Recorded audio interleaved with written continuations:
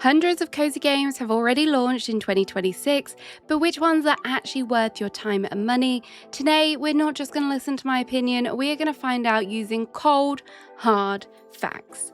I've gone through Steam's Cozy Game Tag and I've pulled together the highest rated cozy games of 2026 so far to see which games are coming out on top and whether they truly deserve the hype. I'm going to be covering everything you need to know, whether I've played it myself, and if I haven't, why haven't I picked it up yet? Don't forget to like and also subscribe for more cozy game content, but let's jump into the top rated cozy games of 2026 so far. Please bear in mind that some of these ratings may change slightly, as of course this is a live thing, but we're going to start from number 20 and count down to number 1. In last place, we have The Last Cat in the Universe, which has a rating of 89.12%. This is a short story driven game revolving around a cat who needs to gather the remains of a dying space to build a cozy home. This sounds really adorable and I like the premise of it, but from the looks of it, this could be a bit of a tearjerker, and I haven't tried this one as I did lose a cat not too long ago, so I think there would be tears everywhere.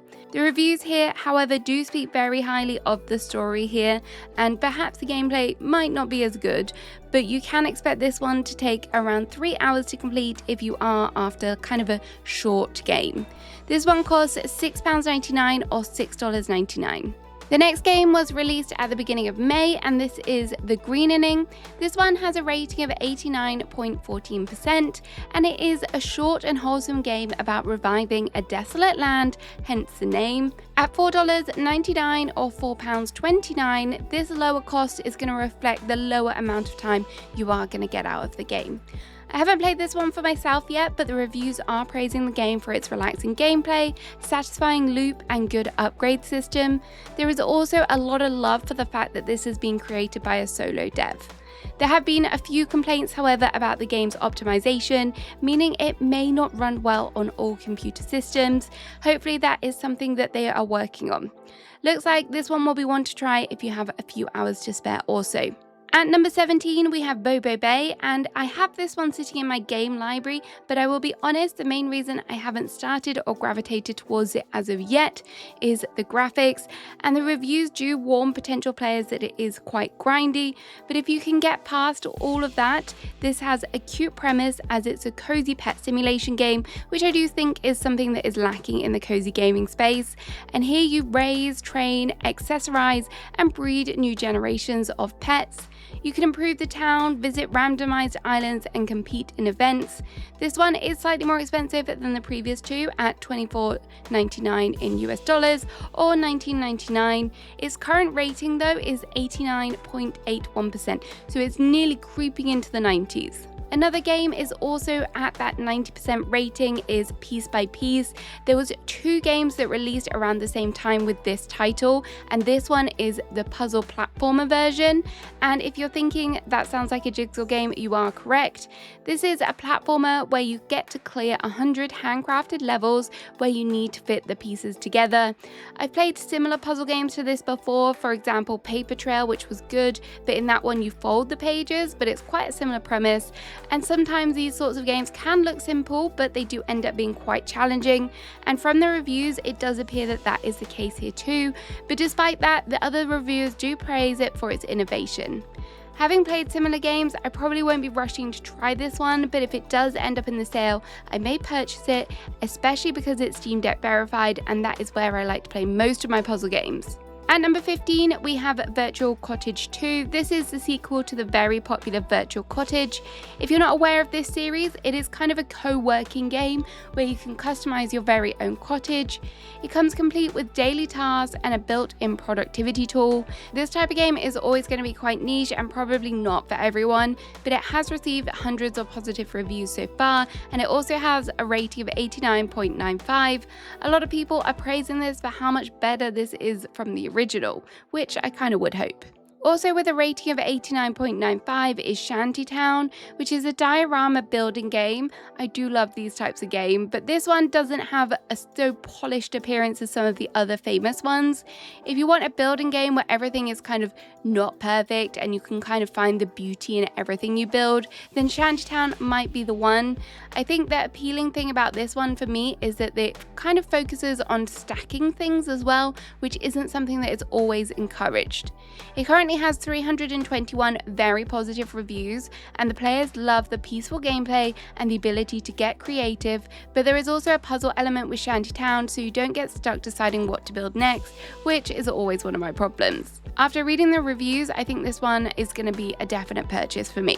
Next we have Bento Blocks, and I played the demo for this one, and then that demo turned into a purchase as I have played the game for myself, and I can see why it's been placed here. This is an adorable puzzle game with a simple premise: you fit the food into the bento box. If you are looking at this game and thinking, oh, is this just a copy of Inbento? It isn't. You do, however, still need to use your brain to figure out where you are going to cut the food in order to squeeze it into your bento box. So far, I think the trickiness level is good. It's not too easy and not too hard, which is perfect for a cozy puzzle game. As an added bonus, the graphics are really aesthetically pleasing, and it does appear that quite a few others agree with me, as it also has an 89.95 rating. I would say that the price for this one is a bit on the higher side for a game like this, so maybe it's one to kind of add to your wish list and save for a sale. At number 12, we're going to kind of gloss over because we have Dreadfields, which I'm kind of surprised why this one has the cozy tag, as it is a horror farming sim. What makes a cozy game is definitely subjective, and I do think that there are some darker cozy games out there. Perhaps it's even like a subgenre, but I don't think this one quite belongs in here for me. What do you think? Let me know in the comments. Moving swiftly on, we have a game created by the same team behind Ritual of Raven and Sticky Business. This time we have another shop simulator, and it is called Thrifty Business, and this one has crept to a rating of 90.64. I'm a good few hours into this one, and I've really been enjoying it so far. I'm not gonna lie, it does have its downfalls. The NPCs are kind of very stiff, but I guess that does fit with the vibe of the game, and it's not overly complex. If you're wanting some sophisticated shop mechanics, then this one probably won't be for you. But what this game does provide is relaxing gameplay, and you'll spend a lot of time unpacking your treasures and arranging them on shelves according to tags. So if you are a fan of organization games like unpacking, you will appreciate that element of the game. I did enjoy decorating my shop, and there is a lot of different styles to customize too, but there is definitely kind of like a stylized retro feel throughout, which I have a feeling may have been inspired by the 80s. It took me a while to get used to the controls on the Steam Deck, but it was worth it, as I can now enjoy this one from the comfort of my bed. I have also played it on PC, and it runs fine on there. It's not just me who has positive things to say about this one, as it does currently have an overwhelming positive review score. Another game series that will capture a lot of hearts is the Snufkin series, and the latest game is Moomin Troll Winter's Warmth.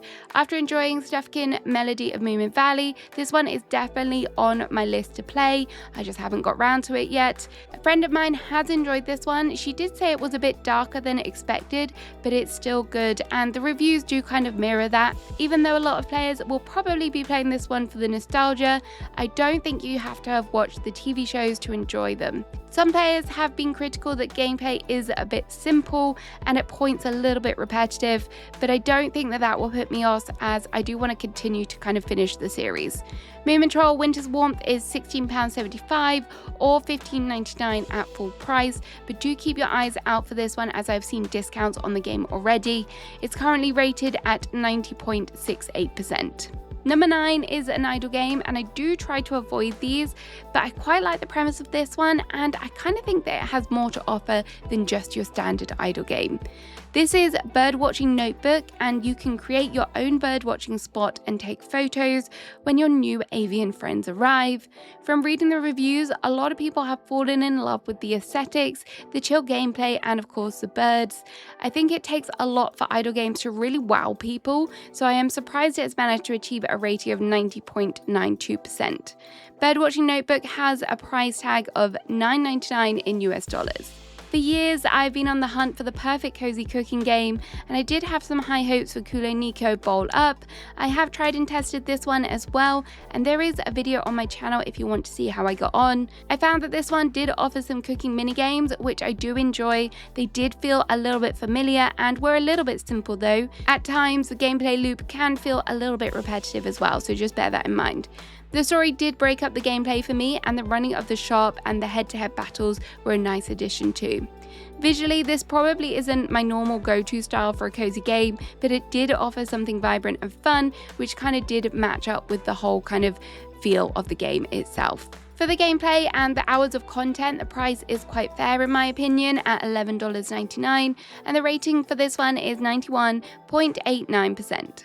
Number 7 is another cooking game, and this one is Omelette You Cook. This is a cozy yet chaotic roguelike where you have probably guessed it, you create the perfect omelette.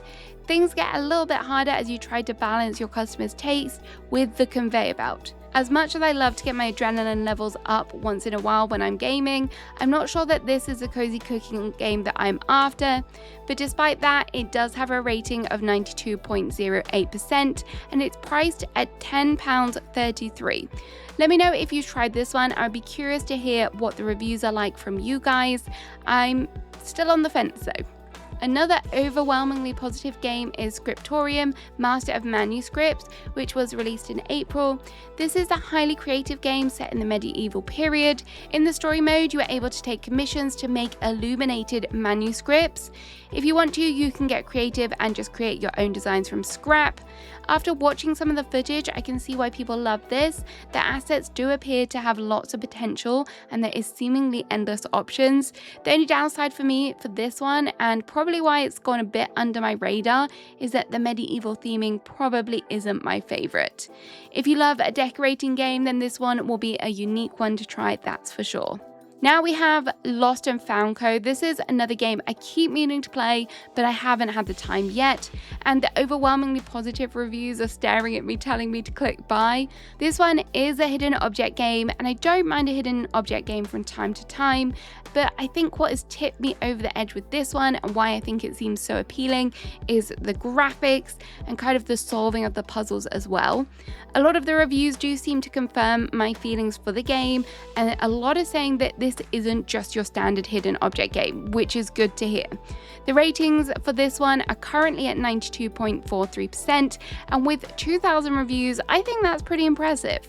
Up next, with a rating of 92.57, we have The Artisan of Glimeth, and this one teleports players to a kingdom above the clouds to solve puzzles with beautiful surroundings. Once you've explored all of the different puzzles, you can even create your own and share them with your community.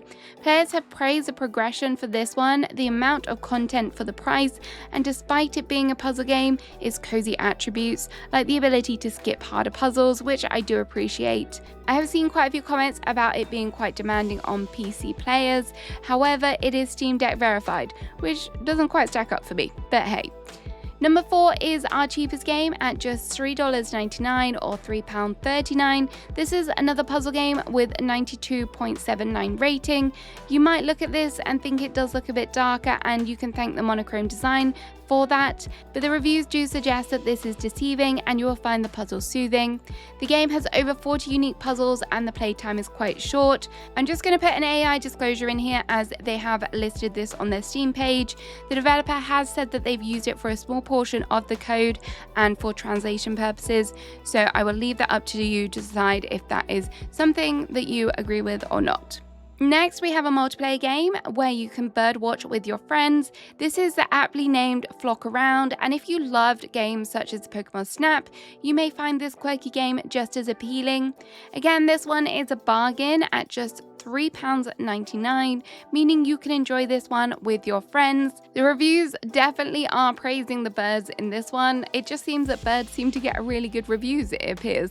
But it's not just the love for the birds, they also praise the game for the relaxing gameplay with or without friends, which is a good thing to know if you want to play this solo. The rating for this one is 93.27%. At number 2 is another one that I have tried and enjoyed many hours of so far. Yes, this one was technically in early access, but it released fully in 1.0 in 2026, which is why it's getting included here. The voxel graphics might not be for everyone in this one, but I love the progression that this game offers, and some city builders can be pretty unforgiving, but this one didn't have the disasters, which makes it a whole bunch more cozier. Over time, the developers have added some like seasonal updates and some fun stuff. And if you want to, you can play the sandbox mode if you just want to create a beautiful town. Honestly, this one is up there for me when it comes to city builders, particularly ones that are cozy. We don't want too many disasters when we're trying to have a relaxed gameplay. It looks like players also agree with me. It currently has a rating of 94.37%. This one is slightly more expensive than the other games in this list at $29.99 US, but it felt worth it to me, and with over 38,000 overwhelmingly positive reviews, I think you can take their word for it as well. And finally, our number 1 most rated cozy game of 2026 so far is Creature Kitchen, and I won't lie, I'm a little bit shocked about this one. When I was collating my cozy game releases for the month this one released, I debated putting this one in because I thought it looked slightly creepy and maybe a little bit too on the quirky side for people to enjoy, but oh, how wrong I was. Apparently the whole internet loves the retro feel of the graphics here and cooking up recipes whilst playing as a raccoon. Who knew? I'm now very tempted to try this game immediately. The rating for this one is high at 96.29%, which when you consider things, this is quite a bit of a jump from our previous one. Maybe I will save this one to try at Halloween. So there we have it. There are the top 20 cozy rated games of 2026 so far. Do you agree with this list? Have you played any of these? And are there any cozy games you feel have been robbed of the top spot? Let me know in the comments and have a great rest of your day. Bye bye.